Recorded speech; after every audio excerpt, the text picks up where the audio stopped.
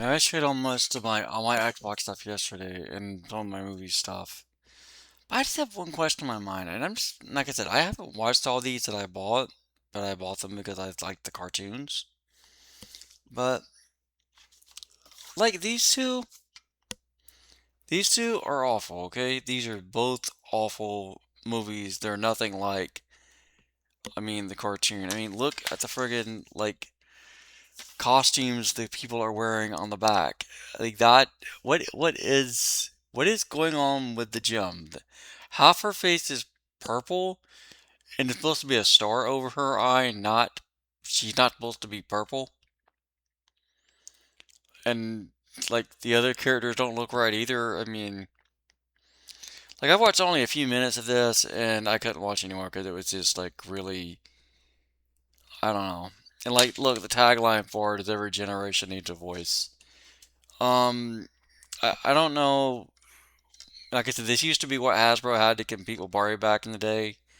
Hasbro had Jim on the holograms, and then Mattel had Barbie.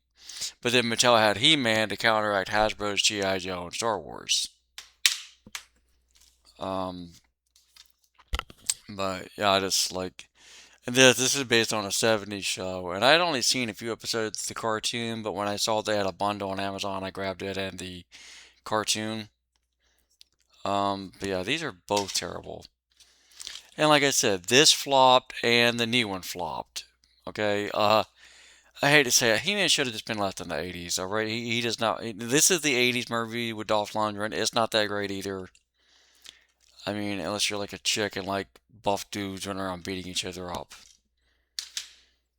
Like for a chick thirst trap, it's probably a great movie.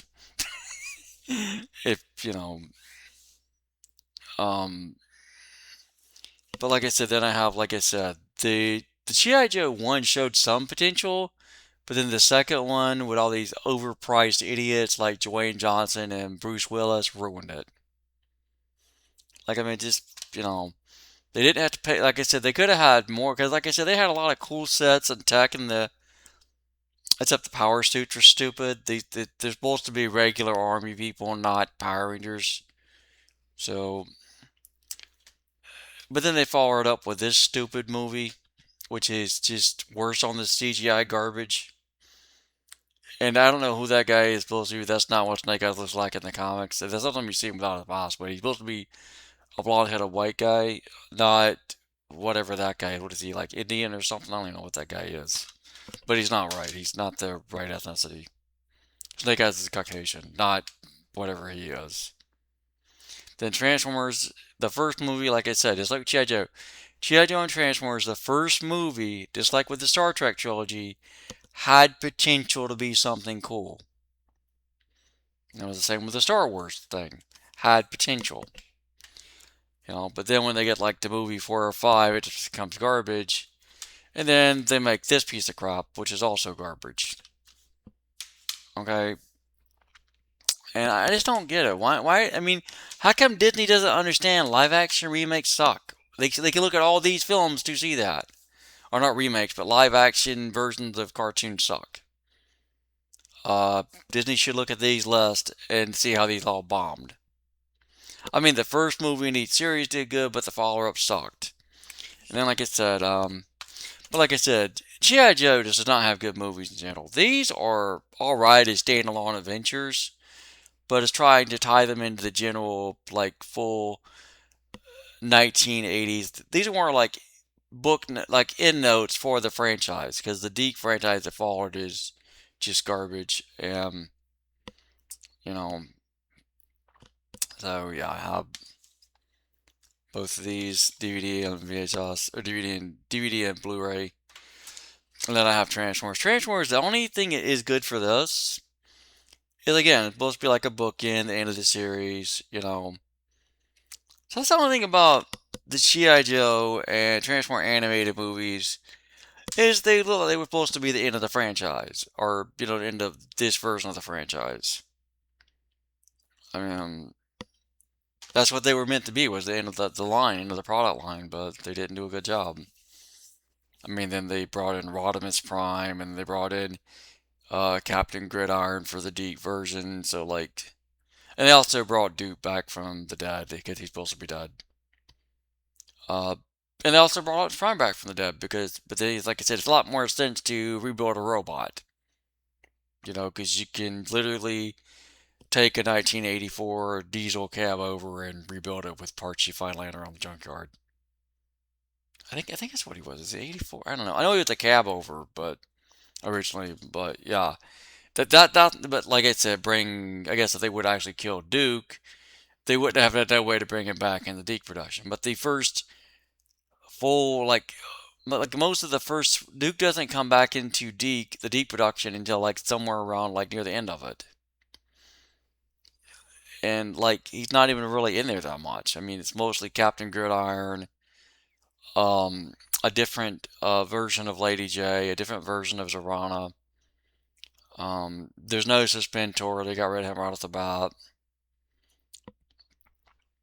There's no mention of Cobra Law anywhere. Like it's a bookend, but it's more of a standalone adventure because it doesn't really like fit into the lore. Because in the lore, Cobra Commander is not an alien. He's a crappy used car salesman and con man that got a snake cult going. That's what he is. That's what he is in the comics. That's what he was originally.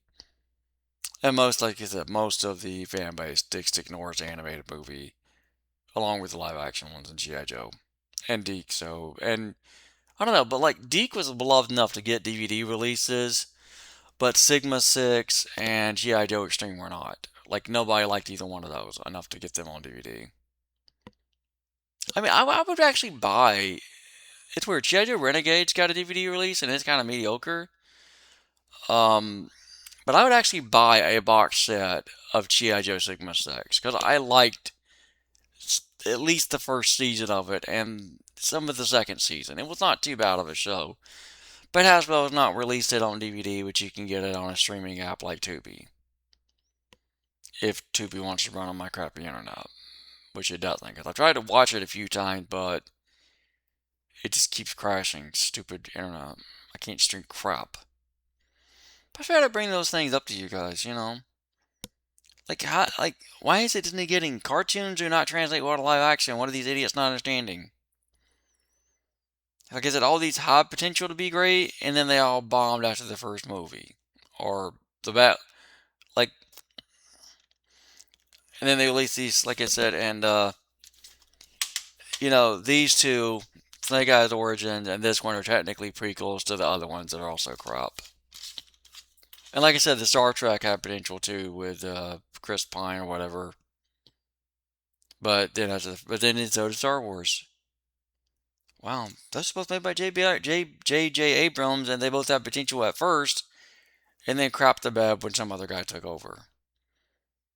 I mean, Beyond is completely weird and doesn't make any sense in the Star Trek universe, and neither does In the Darkness. In the Darkness has way too much Lieutenant horror stuff, and so does the other one. Like, what is it with this woman? I know, like, in the original show, she's hardly there. Nurse Chapel's hardly there in the original show. Like, those are like the only two female leads in the show are those two, and they're hardly in any storylines or plot lines. And they don't even have like Nurse Chapel in that version, but then they brought in some other blonde bimbo that was at a British accent, whatever her name was. Yeah, literally, she's a bimbo.